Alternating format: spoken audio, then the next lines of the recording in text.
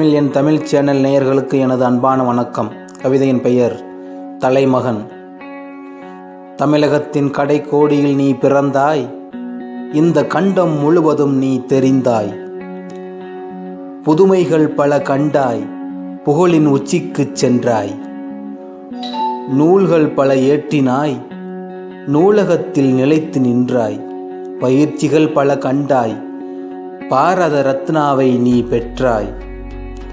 அறிவியலில் புரட்சி செய்தாய், இந்த அகிலம் முழுவதும் சென்றாய். கனவு காணச் சொன்னாய், கலைந்து நீ எங்கு சென்றாய். எளிமைக்குச் சொந்தக்காரனானாய், ஏவுகணையை இயக்கிய வித்தகனானாய்.